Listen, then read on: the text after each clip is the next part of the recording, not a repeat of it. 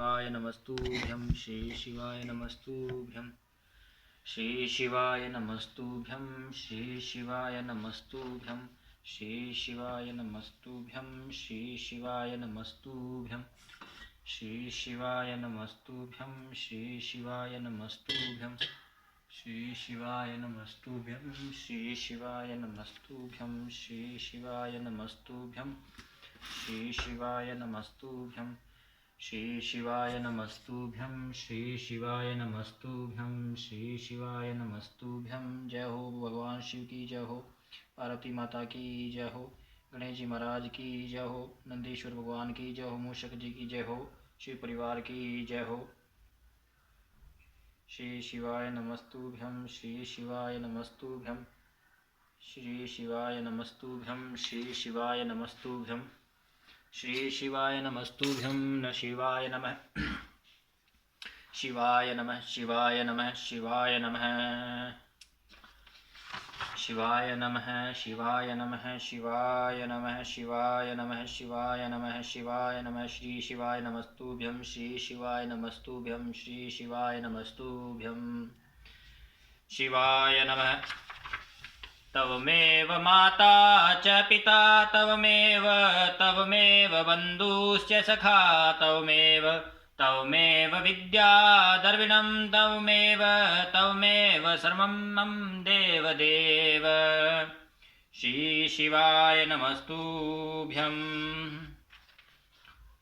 श्री शिवाय नमस्तुभ्यं श्री शिवाय नमस्तुभ्यं श्री शिवाय नमस्तुभ्यं।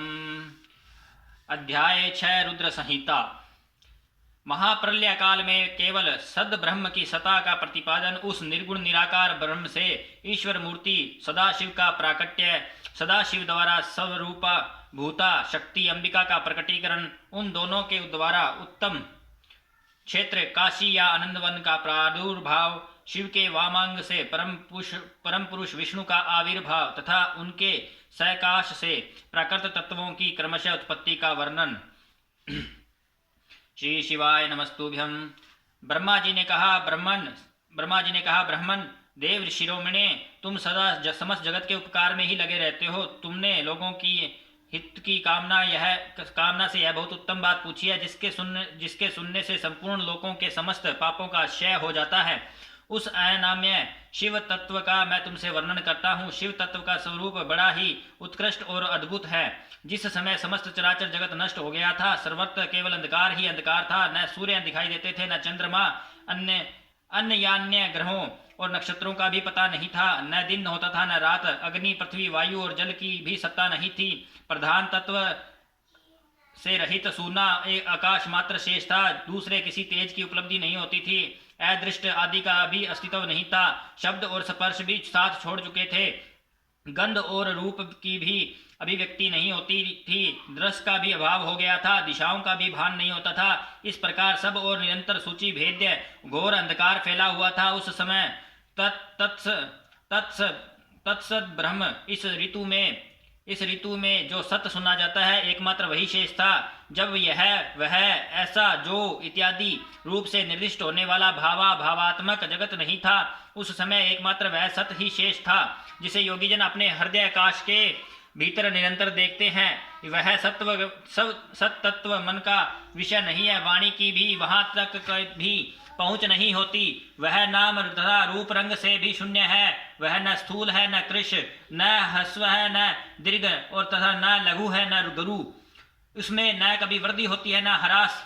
श्रुति भी उसके विषय में चकित भाव से है। इतना ही कहती है, अर्थात इसकी सत्ता मात्र का ही निरूपण कर पाती है। उसका कोई विशेष विवरण देने में असमर्थ हो जाती है। वह सत्य ज्ञान स्वरूप, अनंत परमानंदमय परम ज्योति स्वरूप, अप्रमेय, आधार रहित, निर्विकार, निराकार, निर्गुण, योगी गम्य, सर्वव्यापी, सबका एकमात्र कारण, निर्विकल्प और निरारंभ, माया शून्य, उपद्रव रहित, अद्वितीय, अनादि, अनंत, स्कोच, संकोच, विकास से शून्य तथा चिन्मय है। जिस परम ब्रह्म के विषय में ज्ञान और अज्ञान से पूर्ण उक्तियों के द्वारा इस प्रकार विकल्प किए जाते हैं, उसके कुछ काल के बाद द्वितीय इच्छा प्रकट की। उसके भीतर एक से अनेक होने का संकल्प उदित हुआ। तब उस निराकार परमात्मा ने अपनी लीला शक्ति से अपने लिए मूर्ति यानी आकार की कल्पना की। वह मूर्ति शुभ संपूर्ण ऐश्वर्य गुणों से संपन्न, सर्वज्ञानमयी, शुभ स्वरूपा, सर्वव्यापिनी, सर्वरूपा, सर्वदर्शिनी, सर्वकारिणी, सबकी एकमात्र वंदनीय, सर्वाध्या, सब कुछ देने वाली और संपूर्ण संस्कृतियों का केंद्र थी। उस शुद्ध रूपिणी ईश्वर मूर्ति की कल्पना करके वह अद्वितीय, अनादि, अनंत, सर्व प्रकाशक, चिन्मय, सर्वव्यापी और अविनाशी पर ब्रह्म अंतर्निहित हो गया। जो मूर्ति रहित परम ब्रह्म है, उसकी मूर्ति भगवान सदाशिव है। अर्वाचीन और प्राचीन विद्वान उन्हीं को ईश्वर कहते हैं। उस समय एकाकी रहकर स्वेच्छानुसार विहार करने वाले उस सदाशिव ने अपने विग्रह से समय ही एक स्वरूप भूता शक्ति की सृष्टि की, जो उनके अपने श्रीअंग से कभी भी अलग होने वाली नहीं थी। उस पराशक्ति को प्रधान प्रकृति, गुणवती माया, बुद्धि तत्व की जननी तथा विकार रहित बताया गया है। वह शक्ति अंबिका कही गई। उसी को प्रकृति, सर्वेश्वरी, त्रिदेव जननी, नित्या, मूल कारण भी कहते हैं। सदाशिव द्वारा प्रकट की गई उस शक्ति के 8 भुजाएं हैं। उस शुभ लक्षणा देवी के मुख की शोभा विचित्र है। वह अकेली ही अपने मुखमंडल में सदा 1 सहस्त्र चंद्रमाओं की कांति धारण करती है। नाना प्रकार के आभूषण उसके श्रीअंगों की शोभा बढ़ाते हैं। वह देवी नाना प्रकार की गतियों से संपन्न है और अनेक प्रकार के अस्त्र शस्त्र धारण करती है। उसके खुले हुए नेत्र खिले हुए कमल के समान जान पड़ते हैं। वह अचिंतनीय तेज से जगमगाती है। वह सबकी योनि है और सदा उद्यमशील रहती है। एकाकिनी होने पर भी वह माया संयोग वशात अनेक हो जाती है। वे जो सदाशिव है उन्हें परम पुरुष ईश्वर शिव, शंभु और महेश्वर कहते हैं। वे अपने मस्तक पर आकाश गंगा को धारण करते हैं। उनके भाल देश में चंद्रमा शोभा पाते हैं। उनके 5 मुख हैं और प्रत्येक मुख में 3-3 नेत्र हैं। उनका चित्त सदा प्रसन्न रहता है। वे 10 भुजाओं से युक्त और त्रिशूलधारी हैं। उनके श्रीअंगों की प्रभा कर्पूर के समान सवेत है। वे अपने सारे अंगों में भस्म रमाए रहते हैं। उन काल रूपी ब्रह्म ने एक ही समय शक्ति के नाथ शिवलोक नाम का क्षेत्र का निर्माण किया था। उस उत्तम क्षेत्र को ही काशी कहते हैं। वह परम निर्वाण या मोक्ष का स्थान है जो सबके ऊपर विराजमान है। वे प्रिय प्रियतम रूप और शक्ति और शिव जो परमानंद स्वरूप है उस मनोरम क्षेत्र में नित्य निवास करते हैं। काशीपुरी परमानंद रूपिणी है। मुने शिव और शिवा ने प्रलय काल में भी कभी उस क्षेत्र को अपने सानिध्य से मुक्त नहीं किया, इसलिए विद्वान पुरुष उसे अविमुक्त क्षेत्र के नाम से भी जानते हैं। वह क्षेत्र आनंद का हेतु है, इसलिए पिनाकधारी शिव ने पहले उसका नाम आनंद वन रखा तथा उसके बाद वह अविमुक्त के नाम से प्रसिद्ध हुआ। देव ऋषि एक समय उस आनंद वन में रमण करते हुए शिवा और शिव के मन में यह इच्छा हुई कि किसी दूसरे पुरुष की भी सृष्टि करनी चाहिए, जिस पर यह सृष्टि संचालन का महान भार रखकर हम दोनों केवल काशी में रहकर इच्छानुसार विचरण और निर्वाण धारण करें। वही पुरुष हमारे अनुग्रह से सदा सबकी सृष्टि करे, पालन करे और वही अंत में सबका संहार करे। यह चित्त एक समुद्र के समान है। इसमें चिंता की उताल तरंगें उठ उठकर इसे चंचल बनाए रखती है। इसमें सत्व गुण रूपी रतन, तमो गुण रूपी ग्राह और रजो गुण रूपी मूंगे भरे हुए हैं। इस विशाल चित्त समुद्र को संकुचित करके हम दोनों उस पुरुष के प्रसाद से आनंद कानन में सुख पूर्वक निवास करेंगे। यह आनंद वन ये वह है स्थान है जहाँ हमारी मनोवृत्ति सब ओर से सिमटकर इसी में लगी हुई है तथा जिसके बाहर का जगत चिंता से आतुर प्रतीत होता है। ऐसा निश्चय करके शक्ति सहित सर्वव्यापी परमेश्वर शिव ने अपने वाम भाग के 10वें अंग पर अमृत मल लिया। फिर तो वहां से एक पुरुष प्रकट हुआ जो तीनों लोकों में सबसे अधिक सुंदर था। वह शांत था, उसमें सत्व गुण अधिकता थी तथा वह गंभीरता का अथाह सागर था। मुने क्षमा नामक गुण से युक्त उस पुरुष के लिए ढूंढने पर भी कोई उपमा नहीं मिलती है। उसकी कांति इंद्रनील मणि के समान श्याम थी। उसके अंग अंग से दिव्य शोभा छिटक रही थी और नेत्र प्रफुल्ल कमल के समान शोभा पा रहे थे। श्री अंगों पर सुवर्ण की श्रीकांति 2 सुंदर रेशमी पीताम्बर शोभा दे रहे थे। किसी से भी पराजित न होने वाला वह वीर पुरुष अपने प्रचंड भुजदंडों से सुशोभित हो रहा था। तदंतर उस पुरुष ने श्री शिवाय नमस्तुभ्यं अपने प्रचंड भुजादंड से सुशोभित हो रहा था। तदंतर उस पुरुष ने परमेश्वर शिव को प्रणाम करके कहा, स्वामीन मेरे नाम निश्चित कीजिए और काम बताइए। उस पुरुष की यह बात सुनकर महेश्वर भगवान शंकर हंसते हुए मेघ के समान गंभीर वाणी में उससे बोले। शिव ने कहा, वत्स व्यापक होने के कारण तुम्हारा विष्णु नाम विख्यात हुआ।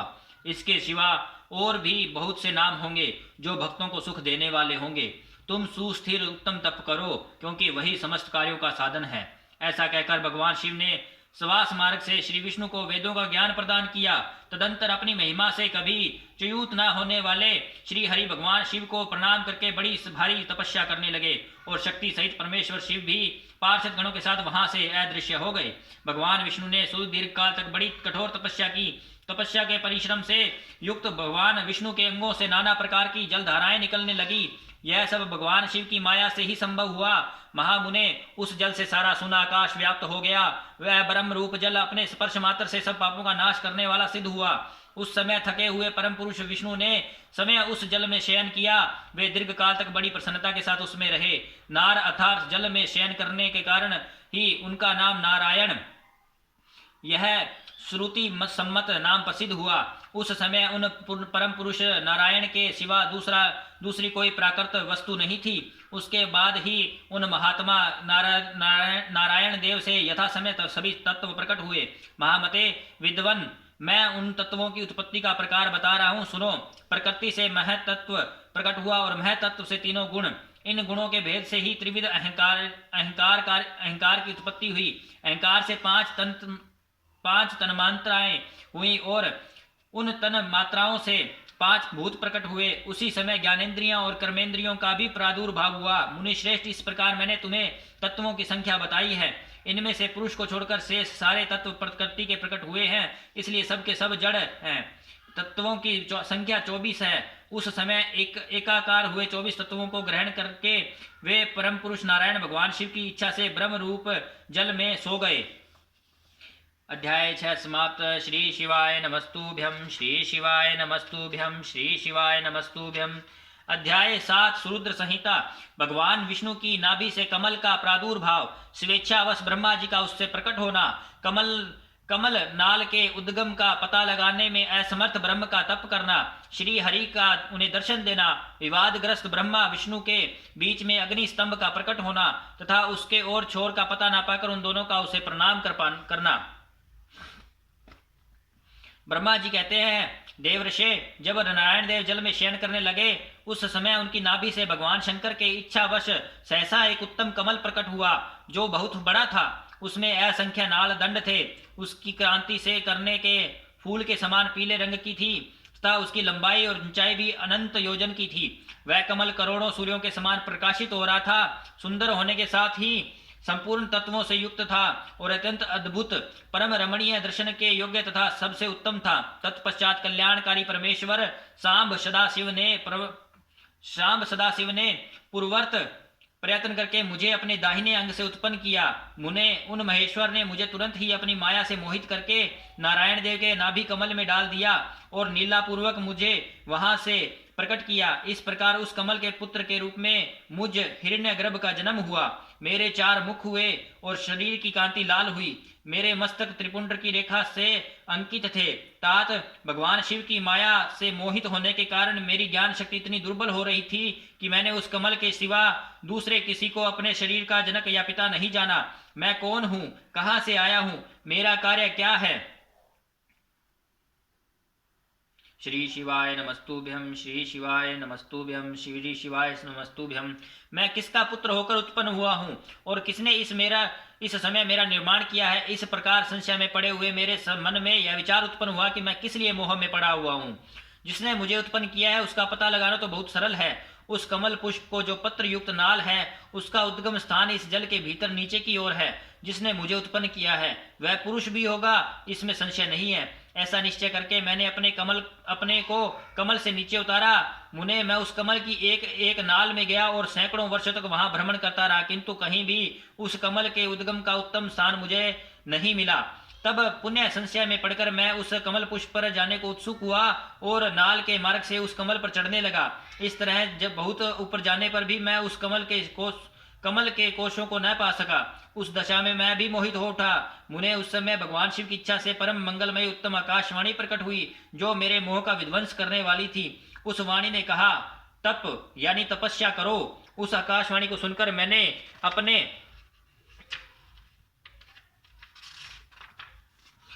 जन्मदाता पिता का दर्शन करने के लिए उस समय पुनः प्रयत्न पूर्वक 12 वर्षों तक घोर तपस्या की।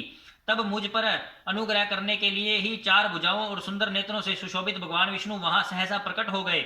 उन परम पुरुष ने अपने हाथों में शंख चक्र गदा और पद्म धारण कर रखे थे। उनके सारे अंग सजल जल धार के समान श्याम कांति से सुशोभित थे। उन परम प्रभु ने सुंदर पीताम्बर पहन रखा था। उनके मस्तक आदि अंगों में मुकुट आदि महामूल्यवान आभूषण शोभा पाते थे। उनका मुखारविंद प्रसन्नता से खिला हुआ था। मैं उनकी छवि पर मोहित हो रहा था। वे मुझे करोड़ों कामदेवों के समान मनोहर दिखाई दिए। उनका वह अत्यंत सुंदर रूप देखकर मुझे बड़ा आश्चर्य हुआ। वे सांवली और सुनहरी आभा से उद्वासित हो रहे थे। उस समय उन सद सत्व स्वरूप सर्वात्मा और 4 भुजा धारण करने वाले महाभाव महानारायण देव को वहां उस रूप में अपने साथ लेकर मुझे बड़ा हर्ष हुआ। तदंतर उन नारायण देव के साथ मेरी बातचीत आरंभ हुई। भगवान शिव की लीला से वहां हम दोनों में कुछ विवाद छिड़ गया। इस समय हम लोगों के बीच में एक महान अग्निस्तंभ ज्योतिर्मय लिंग प्रकट हुआ। मैंने और श्री विष्णु ने क्रमशः ऊपर और नीचे जाकर उसके आदि अंत का पता लगाने के लिए बड़ा प्रयत्न किया, परंतु हमें कहीं भी उसका कोई और छोर नहीं मिला। मैं थक कर ऊपर से नीचे लौट आया और भगवान विष्णु भी इसी तरह नीचे से ऊपर आकर मुझसे मिले। हम दोनों शिव की माया से मोहित थे। श्री हरि ने मेरे साथ आगे पीछे और अगल बगल से परमेश्वर शिव को प्रणाम किया। फिर वे सोचने लगे, यह क्या वस्तु है? इसके स्वरूप का निर्देश नहीं किया जा सकता, क्योंकि न तो इसका कोई नाम है और न ही कर्म है। लिंग रहित तत्व ही यहाँ लिंग भाव को प्राप्त हो गया है। ध्यान मार्ग में भी इसके स्वरूप का कुछ पता नहीं चलता।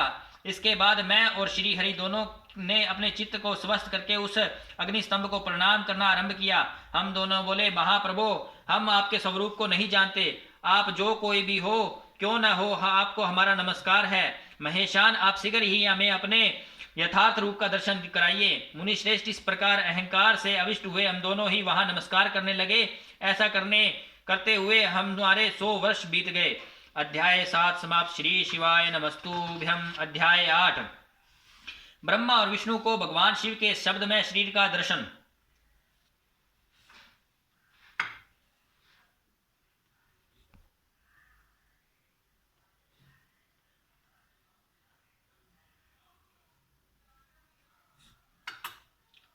श्री शिवाय नमस्तुभ्यम। श्री शिवाय नमस्तुभ्यम। श्री शिवाय नमस्तुभ्यम।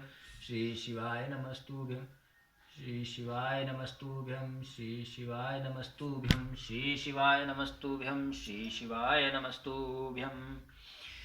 ब्रह्मा जी कहते हैं, मुनि श्रेष्ठ नारद, इस प्रकार हम दोनों देवता गर्व रहित निरंतर प्रणाम करते रहे। हम दोनों के मन में एक ही अभिलाषा थी कि इस ज्योतिर्लिंग के रूप में प्रकट हुए परमेश्वर प्रत्यक्ष दर्शन दें। भगवान शंकर दिनों के प्रतिपालक, अहंकारियों का गर्व चूर्ण करने वाले तथा सबके अविनाशी प्रभु हैं। वे हम दोनों पर दयालु हो गए। उस समय वहां उन सुर श्रेष्ठ से ओम ओम ऐसा शब्द रूप नाद प्रकट हुआ जो स्पष्ट रूप से सुनाई देता था।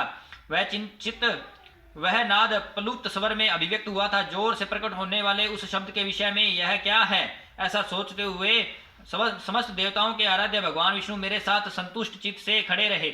वे सर्वथा वैर भाव से रहित थे।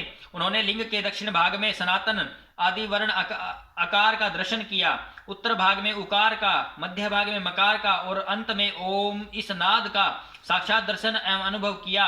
दक्षिण भाग में प्रकट हुए आदि वर्ण आकार को सूर्य मंडल के समान तेजों में देखकर जब उन्होंने उत्तर भाग में दृष्टिपात किया, तब वहां उकार वर्ण के अग्नि के समान दीप्तशाली दिखाई दिया। मनुश्रेष्ठ, इस तरह उन्होंने मध्य भाग में मकार को चंद्रमंडल के समान उज्जवल कांति से प्रकाशमान देखा। तदंतर जब उसके ऊपर दृष्टि डाली, तब शुद्ध स्फटिक मणि के समान निर्मल प्रभाव से युक्त तुर्यातीत अमल निष्कल निरुपद्रव निर्द्वंद्व अद्वितीय शून्य में बाह्य और आभ्य अंतर के भेद से रहित, बाह्य अंतर भेद से युक्त, जगत के भीतर और बाहर समय ही स्थित, आदि मध्य और अंत से रहित, आनंद के आदि कारण और तथा सबके परम आश्रय सत्य आनंद एवं अमृत स्वरूप परम ब्रह्म का साक्षात्कार किया। उस समय श्री हरि यह सोचने लगे कि यह अग्निस्तंभ यहाँ कहाँ से प्रकट हुआ। हम दोनों फिर उसकी परीक्षा करें। मैं इस अनुपम अनल स्तंभ के नीचे जाऊंगा। ऐसा विचार करते हुए श्री हरि वेद और शब्द दोनों के आवेश से युक्त विश्वात्मा शिव का चिंतन किया। तब वहां एक ऋषि प्रकट हुए जो ऋषि समूह के परम स्वरूप माने जाते हैं। उन्हीं ऋषि के द्वारा परमेश्वर श्री विष्णु ने जाना कि इस शब्द ब्रह्म में शरीर वाले परम लिंग के रूप में साक्षात पर ब्रह्म स्वरूप महादेव जी यहाँ प्रकट हुए हैं। ये चिंता रहित अथवा अचिंत्य रुद्र हैं। जहाँ जाकर मन सहित वाणी उसे प्राप्त किए बिना ही लौट आती है। उस पर ब्रह्म परमात्मा शिव का वाचक एकाश्वर ही है। वे इसके वाच्यार्थ रूप हैं। वह परम कारण श्री शिवाय नमस्तुभ्यम। वह परम कारण रित सत्य आनंद एवं अमृत स्वरूप प्रात पर ब्रह्म एकाक्षर का वाच्य है। प्रणव के एक अक्षर आकार से जगत के बीज भूत अंड जन्मा भगवान ब्रह्म का बोध होता है। उसके द्वारा उसके दूसरे एक अक्षर उकार से परम कारण रूप श्री हरि का बोध होता है और तीसरे एक अक्षर मकार से भगवान नील लोहित शिव का ज्ञान होता है। अकार सृष्टि करता है, उकार मोह में डालने वाला है और मकार नित्य अनुग्रह करने वाला है। मकार बोध्य सर्वव्यापी शिव बीज मात्र के स्वामी हैं और अकार संज्ञक मुझ ब्रह्मा को बीज कहते हैं। उकार नामधारी श्री हरि योनि है। प्रधान और पुरुष के भी ईश्वर जो महेश्वर हैं वे बीज और योनि भी हैं। उन्हीं को नाद कहा गया है। उनके भीतर सबका समावेश है। बीजी अपनी इच्छा से ही अपने बीज को अनेक रूपों में विभक्त करके स्थित है। इन बीजी भगवान महेश्वर के लिंग से आकार रूप बीज प्रकट हुआ जो उकार रूप में योनि में स्थापित होकर सब ओर बढ़ने लगा। वह सुवर्ण में अंड के रूप में भी बताने योग्य था। उसका और कोई विशेष लक्षण नहीं लक्षित होता था। वह दिव्य अंड अनेक वर्षों तक जल में ही स्थित रहा। तदंतर 1000 वर्ष के बाद उस अंड के 2 टुकड़े हो गए। जल में स्थित हुआ वह अंड अजन्मा ब्रह्मा जी की उत्पत्ति का स्थान था और साक्षात महेश्वर के आघात से ही वह फूटकर 2 भागों में बट गया था। उस अवस्था में उसका ऊपर स्थित हुआ स्वर्ण में कपाल बड़ी शोभा पाने लगा। वही द्युलोक के रूप में प्रकट हुआ तथा जो दूसरा नीचे वाला कपाल था वह यह 5 लक्षणों से युक्त पृथ्वी है। उस अंड से चतुर्मुख ब्रह्मा उत्पन्न हुए जिनकी कै संज्ञा है। वे समस्त लोकों के सतृष्टा हैं। इस प्रकार वे भगवान महेश्वर ही उ और मैं इन त्रिविध रूपों में वर्णित हुए हैं। इसी अभिप्राय से उन ज्योतिर्लिंग स्वरूप सदाशिव ने ओम ओम ऐसा कहा। यह बात यजुर्वेद के श्रेष्ठ मंत्र कहते हैं। यजुर्वेद के श्रेष्ठ मंत्रों का यह कथन सुनकर ऋचाओं और साम मंत्रों ने भी हमसे आदर पूर्वक कहा, हे ब्राह्मण, यह बात ऐसी ही है। इस तरह देवेश्वर शिव को जानकर श्री हरि ने शक्ति संभूत मंत्रों द्वारा उत्तम एवं महान अभ्युदय शोभित होने वाले उन महेश्वर देव का सत्वन किया। इसी बीच में मेरे साथ विश्व पालक भगवान श्री विष्णु एक और भी अद्भुत एवं सुंदर रूप देखा। मुने वह रूप 5 मुखों और 10 भुजाओं से अलंकृत था। उसकी कांति कर्पूर के समान गौर थी। वह नाना प्रकार की छटाओं से छविमान और भांति भांति के आभूषणों से विभूषित था। उस परम उदार महापराक्रमी और महापुरुष के लक्षणों से संपन्न अत्यंत उत्कृष्ट रूप का दर्शन करके मैं और श्री हरि दोनों कृतार्थ हो गए। तत्पश्चात परमेश्वर भगवान महेश ने प्रसन्न हो गए और अपने दिव्य शब्दमय रूप को प्रकट करते हुए हंसते हुए खड़े हो गए। आकार उनका मस्तक और आकार ललाट है। इकार दाहिना और इकार बायां नेत्र है। उकार को उनका दाहिना और उकार को उनका दाहिना और उकार को उनका बायां कान बताया जाता है। रिकार उन परमेश्वर का दायां कपोल है और रिकार बायां। रे और लृ ये उनकी नासिका के दोनों छिद्र हैं। एकार उन सर्वव्यापी प्रभु का ऊपरी ओष्ठ है और एकार अधर। ओकार तथा ओकार ये दोनों क्रमशः उनकी ऊपर और नीचे की 2 दंत पंक्तियां हैं। ऐ और ऐ उन देवादिदेव शूलधारी शिव के दोनों तालु हैं। कै आदि 5 अक्षर उनके दाहिने 5 हाथ हैं और चै आदि 5 अक्षर बाएं 5 हाथ। तय आदि और तय आदि 5 अक्षर उनके पैर हैं। पकार पेट है और फकार को दाहिना पार्श्व बताया जाता है और बकार को बायां पार्श्व। भकार को कंधा कहते हैं। मकार उन योगी महादेव शंभु का हृदय है। यह से लेकर स तक 7 अक्षर सर्वव्यापी शिव के शब्द में शरीर की 7 धातुएं हैं। है कार उनकी नाभि है और 6 कार को मेड्र मुतेंद्रिय कहा गया है। इस प्रकार निर्गुण एवं गुण स्वरूप परमात्मा के शब्द में रूप को भगवती उमा के साथ लेकर मैं और श्री हरि दोनों कृतार्थ हो गए। इस तरह शब्द ब्रह्म में शरीरधारी महेश्वर शिव का दर्शन पाकर मेरे साथ श्री हरि ने उन्हें प्रणाम किया और पुनः ऊपर की ओर देखा। उस समय उन्हें 5 कलाओं से युक्त ओमकार जनित मंत्र का साक्षात्कार हुआ। तत्पश्चात महादेव जी का ओम तत्वमसि यह महावाक्य दृष्टि गोचर हुआ, जो परम उत्तर मंत्र रूप है तथा शुद्ध स्फटिक के समान निर्मल है। फिर संपूर्ण धर्म और अर्थ का साधक तथा बुद्ध स्वरूप गायत्री नामक दूसरा महान मंत्र लक्षित हुआ, जिसमें 24 अक्षर हैं तथा जो चारों पुरुषार्थ रूपी फल देने वाला है। तत्पश्चात मृत्युंजय मंत्र, फिर पंचाक्षर मंत्र तथा दक्षिणामूर्ति संज्ञक चिंतामणि मंत्र का साक्षात्कार हुआ। इस प्रकार 5 मंत्रों की उपलब्धि करके भगवान श्री हरि उनका जप करने लगे। तदंतर ऋक, यजु और साम ये जिनके रूप हैं, जो ईशों के मुकुटमणि शान है और जो पुरातन पुरुष है, जिनका हृदय घोर अर्थात सौम्य है, जो हृदय को प्रिय लगने वाले सर्व गुह सदा शिव हैं, जिनके चरम वाम परम सुंदर हैं, जो महान देवता है और महान सर्पराज को आभूषण के रूप में धारण करते हैं, जिनके सभी और नेत्र हैं, जो मुझ ब्रह्मा के भी अधिपति कल्याणकारी तथा सृष्टि पालन एवं संहार करने वाले हैं, उन वरदायक शांब शिव का मेरे साथ भगवान विष्णु ने प्रिय वचनों द्वारा संतुष्ट चित्त से सत्वन किया। अध्याय 8 समाप्त। श्री शिवाय नमस्तुभ्यं, श्री शिवाय नमस्तुभ्यं, श्री शिवाय नमस्तुभ्यं, श्री शिवाय नमस्तुभ्यं। अध्याय 9 उमा सहित भगवान शिव का प्राकट्य, उनके द्वारा अपने स्वरूप का विवेचन तथा ब्रह्मा आदि तीनों देवताओं की एकता का प्रतिपादन। ब्रह्मा जी कहते हैं, नारद भगवान विष्णु के द्वारा की हुई अपनी स्तुति सुनकर करुणानिधि महेश्वर बड़े प्रसन्न हुए और उमा जी देवी के साथ सहसा वहां प्रकट हो गए। उस समय उनके 5 मुख और प्रत्येक मुख में 3 नेत्र शोभा पाते थे। भाल देश में चंद्रमा का मुकुट सुशोभित था। सिर पर जटा धारण किए गौर वर्ण विशाल नेत्र शिव ने अपने संपूर्ण अंगों में विभूति लगा रखी थी। उनके 10 भुजाएं थी, नील कंठ में नील चिन्ह था। उनके श्री अंग समस्त आभूषणों से विभूषित थे और उन सर्वांग सुंदर शिव के मस्तक भस्म त्रिपुंड से अंकित थे। ऐसे विशेषणों से युक्त परमेश्वर महादेव जी को भगवती उमा के साथ उपस्थित देख मैंने और भगवान विष्णु ने उन प्रिय वचनों द्वारा उनकी स्तुति की। तब पापहारी करुणा कर भगवान महेश्वर ने प्रसन्नचित्त होकर श्री विष्णु देव को सवास रूप वेद का उपदेश दिया।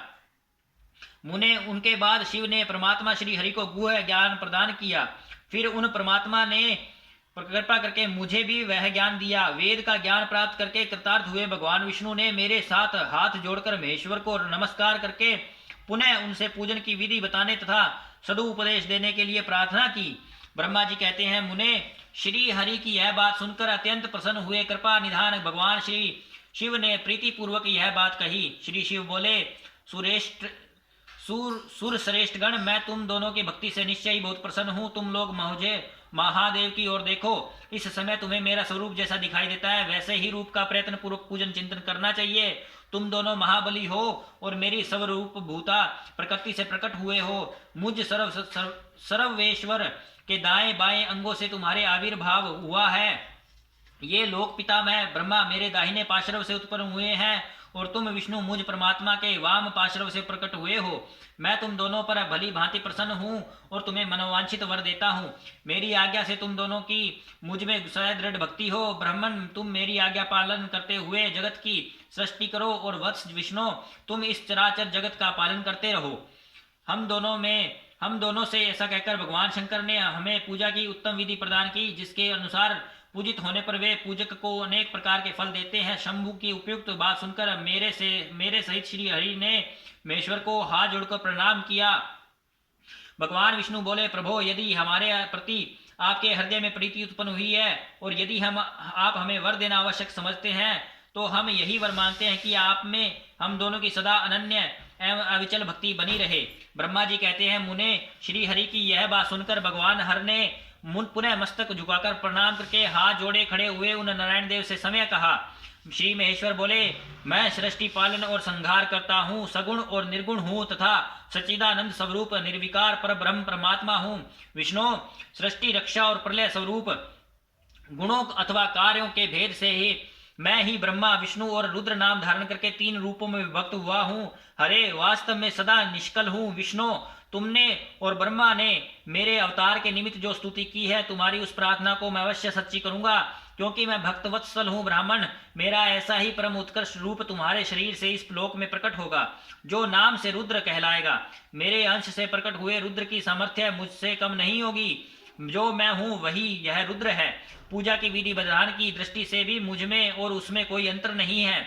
जैसे ज्योति का जल आदि के साथ संपर्क होने पर भी स्पर्श दोष नहीं लगता, उसी प्रकार मुझ निर्गुण परमात्मा को भी किसी के संयोग से बंधन नहीं प्राप्त होता। यह मेरा शिव रूप है। जब रुद्र प्रकट होंगे तब वे भी शिव के ही तुल्य होंगे। महामुने, उनमें और शिव में प्रायपन का भेद नहीं करना चाहिए। वास्तव में एक ही रूप सब जगत में व्यवहार निर्वाह के लिए 2 रूपों में विभक्त हो गया है। अतः शिव और रुद्र में कभी कोई भेद बुद्धि नहीं करनी चाहिए। वास्तव में सारा दृश्य ही मेरे विचार से शिव रूप है। मैं, तुम, ब्रह्मा तथा जो ये रुद्र प्रकट होंगे वे सब एक रूप हैं। इनमें भेद नहीं है। भेद मानने पर अवश्य ही बंधन होगा, तथापि मेरा शिव रूप ही सनातन है। यदि यही सदा सब रूपों का मूलभूत कहा गया है। यह सत्य, ज्ञान तथा अनंत ब्रह्म है। ऐसा जानकर सदा मन से मेरे यथार्थ स्वरूप का दर्शन करना चाहिए। ब्राह्मण, सुनो, मैं तुम्हें एक गोपनीय बात बता रहा हूँ। मैं समय ब्रह्मा जी की भ्रुकुटी से प्रकट हुआ होऊंगा। गुणों में भी मेरा प्राकट्य कहा गया है। जैसा कि लोगों ने कहा हर तामस प्रकृति के हैं, वास्तव में उस रूप में अहंकार का वर्णन हुआ है। उस अहंकार को केवल तामस ही नहीं, वैकारिक भी समझना चाहिए, क्योंकि सात्विक देवगण वैकारिक अहंकार की ही सृष्टि है। यह तामस और सात्विक आदि भेद केवल नाम मात्र का है, वस्तुतः नहीं है। वास्तव में हर को तामस नहीं कहा जा सकता। ब्राह्मण, इस कारण से तुम्हें ऐसा करना चाहिए। तुम तो इस सृष्टि के निर्माता बनो और श्री हरि इसका पालन करें, तथा मेरे अंश से प्रकट होने वाले जो रुद्र हैं वे इसका प्रलय करने वाले होंगे। ये जो उमा नाम से विख्यात परमेश्वरी देवी प्रकृति देवी हैं, इन्हीं को शक्ति भूता वाग देव जी ब्रह्मा जी का सेवन करेंगी। फिर इन प्रकृति देवी से वहां जो दूसरी शक्ति प्रकट होगी वे लक्ष्मी रूप से भगवान विष्णु का आश्रय लेंगी। तदंतर पुनः काली नाम से जो तीसरी शक्ति प्रकट होगी वे निश्चय ही मेरे अंशभूत रुद्रदेव को प्राप्त होंगी। वे कार्य की सिद्धि के लिए वहां ज्योति रूप से प्रकट होंगी। इस प्रकार मैंने देवी की शुभ स्वरूपा पराशक्तियों का परिचय दिया। उनका कार्य क्रमशः सृष्टि पालन और संहार संपादन ही है। सुश्रेष्ठ, ये सब की सब मेरी प्रिया प्रकृति देवी की अंशभूता हैं। हरे, तुम लक्ष्मी का सहारा लेकर कार्य करो। ब्राह्मण, तुम्हें प्रकृति की अंशभूता वाग देवी को पाकर मेरी आज्ञा के अनुसार मन से सृष्टि कार्य का संचालन करना चाहिए, और मैं अपनी प्रिया की अंशभूता परात पर काली का आश्रय ले रुद्र रूप से प्रलय संबंधी उत्तम कार्य करूंगा। तुम सब लोग अवश्य ही संपूर्ण आश्रमों तथा उनसे भिन्न अन्यान्य विविध कार्यों द्वारा चारों वर्णों से भरे हुए लोक की सृष्टि एवं रक्षा आदि के करके सुख पाओगे। हरे, तुम ज्ञान विज्ञान से संपन्न तथा संपूर्ण लोगों के हितैषी हो। अतः अब मेरी आज्ञा पाकर जगत में सब लोगों के लिए मुक्तिदाता बनो। मेरा दर्शन होने पर जो फल प्राप्त होता है वही तुम्हारा दर्शन होने पर भी होगा। मेरी यह बात सत्य है, इसमें संशय के लिए स्थान नहीं है। मेरे हृदय में विष्णु है और विष्णु के हृदय में मैं हूँ। जो इन दोनों में अंतर नहीं समझता वही मुझे विशेष प्रिय है। श्री हरि मेरे बाएं अंग से प्रकट हुए हैं, ब्रह्मा का दाहिने अंग से प्रकट हुआ है, और महाप्रलयकारी शिव विश्व आत्मा रुद्र मेरे हृदय से प्रादुर्भाव होंगे। विष्णु, मैं ही सृष्टि पालन और संहार करने वाला हूँ। रज आदि त्रिविध गुणों द्वारा ब्रह्मा विष्णु और रुद्र नाम से प्रसिद्ध हो 3 रूपों में पृथक प्रकट होता हूँ। साक्षात शिव गुणों से भिन्न हैं। वे प्रकृति और पुरुष से भी परे हैं। अद्वितीय, नित्य, अनंत, पूर्ण एवं निरंजन पर ब्रह्म परमात्मा है। श्री शिवाय नमस्तुभ्यम। तीनों लोकों का पालन करने वाले श्री हरि भीतर तमोगुण और बाहर सत्व गुण धारण करते हैं। त्रिलोकी का संहार करने वाले रुद्रदेव भीतर सत्व गुण और बाहर तमोगुण का धारण करते हैं तथा त्रिभुवन की सृष्टि करने वाले ब्रह्मा जी बाहर और भीतर से भी रजोगुणी ही हैं। इस प्रकार ब्रह्मा, विष्णु तथा रुद्र इन तीन देवताओं में गुण हैं, परंतु शिव गुणातीत माने गए हैं। विष्णु, तुम मेरी आज्ञा से इन सृष्टिकर्ता पितामह का प्रसन्नता पूर्वक पालन करो। ऐसा करने से तीनों लोकों में पूजनीय होगे। अध्याय 9 समाप्त। श्री शिवाय नमस्तुभ्यं। श्री शिवाय नमस्तुभ्यं। श्री शिवाय नमस्तुभ्यं। श्री शिवाय नमस्तुभ्यं। श्री शिवाय नमस्तुभ्यं। श्री शिवाय नमस्तुभ्यं। श्री शिवाय नमस्तुभ्यं। श्री शिवाय नमस्तुभ्यं। श्री शिवाय नमस्तुभ्यं। श्री शिवाय नमस्तुभ्यं। श्री शिवाय नमस्तुभ्यं। जय शिव ओंकारा प्रभु, जय शिव ओंकारा। ब्रह्मा विष्णु सदा शिव अर्धांगी धारा। ओम जय शिव ओंकारा। एकानन चतुरानन पंचानन राजे। हंसासन गरुड़ासन वृषवाहन साजे। ओम जय शिव ओंकारा। दो भुज चार चतुर्भुज, 10 भुजे अति सोहे। तीनों रूप निरखता, त्रिभुवन जन मोहे। ओम जय शिव ओंकारा। अक्षमाला वनमाला मुंडमाला धारी। चंदन मृग मद सोहे, भाले शुभकारी। ओम जय शिव ओंकारा। श्वेतांबर पीतांबर बाघंबर अंगे। सनकादिक ब्रह्मादिक भूतादिक संगे। ओम जय शिव ओंकारा।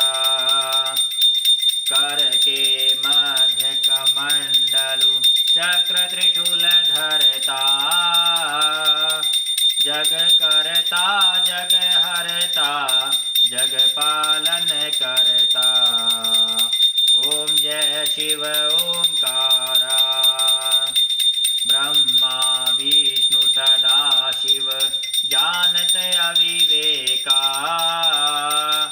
प्रणवाक्षर में शोभित ये तीनों एका। ओम जय शिव ओंकारा। त्रिगुण स्वामी जी की आरती जो कोई जन गावे।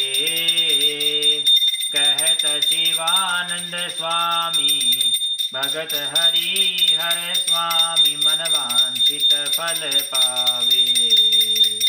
ओम जय शिव ओंकारा। श्री शिवाय नमस्तुभ्यं। जय कुबेरेश्वर महादेव की जय हो। पशुपतिनाथ महादेव की जय हो। हर हर शंभु, हर हर शंभु महादेव शिव शंभु की जय हो। हर हर महादेव।